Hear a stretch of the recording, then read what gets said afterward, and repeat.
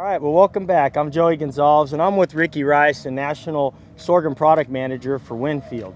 Ricky, tell us a little bit about the differences between sorghums and forage sorghums, sedans, and all that. Well, there's a wide variation in the sorghum species to where we can have sorghums that do different jobs for somebody on the farm. Right now we're standing in front of the forage sorghums, and these are intended to be grown for silage and generally intended as a one-time cut.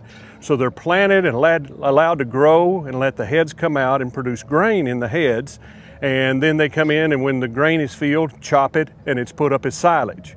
When we go to something like a sorghum sedan grass, that's a cross between a sorghum and a sedan grass.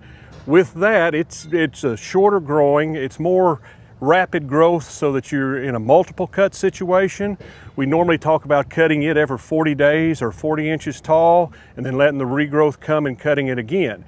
It can be used as haylage, it can be put up as dry hay, or it can also be grazed. And then we move to the true sedans, and that's a Sudan by Sudan cross, and they're generally intended for a hay crop. And they're very rapid growth, very fast dry down, and generally used as dry hay. Okay. Now, what would be some of the advantages for a farmer growing a forage sorghum over corn? The differences are, if somebody's got great corn ground, they ought to be growing corn on it. Where sorghum fits is in areas where the ground is more alkali, it's a little tougher soil. Sorghum works well there, it works well under salt conditions.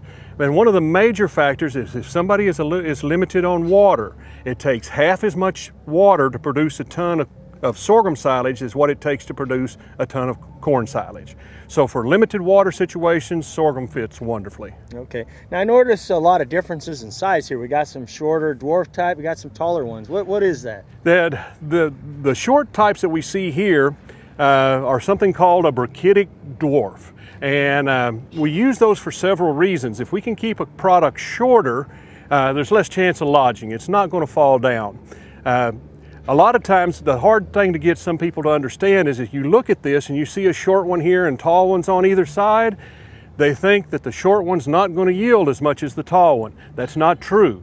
With these short ones, the dwarfs have just as many leaves, just as many nodes, just as many tons. We've just compacted it into a shorter version. Height does not always mean yield, and these dwarfs are actually our highest yielding varieties. But when we keep it in a short, compact structure, it's not going to fall down. Okay, well, as a short guy, I like to hear that kind of stuff. But now as we move into some of the sorghum sedans, I guess those quality-wise are a little better than maybe a straight sorghum or feeding values? When we look at, especially when we talk about the brown midrib trait there, with the addition of the brown midrib trait, what we've done is lower the lignin content in the plant. And the lignin content in the plant is what makes it indigestible. So we can take a sorghum sedan grass with a BMR and improve the feed quality to where they can produce just as much milk with one of those as they would a high quality corn silage. But it's in something that can be harvested quickly, it is very high quality, and can be done under conditions that you couldn't grow corn silage. Yeah. Or it could be done many times, as y'all are working on with your group, could be done following corn under a shorter season because you can harvest those in as short as 40 days. So after your corn comes out, you can plant a sorghum sedan following it and still be able to make some more tonnage before the end of the year. Right, and that'll be higher protein as well, so absolutely. Pretty good feed quality also. Absolutely, and your protein costs are very high right now, and if you're able to push in your forage, be able to push that protein content up to 15 or 16%, it cuts down on the amount of protein supplements you have to buy. Okay, well, it looks like sorghums are a great tool, kind of a growing feed source out here in California that might fit great in a rotation for some farmers for great feed value and extra yield. And at times like these, we need all the yield that we can get.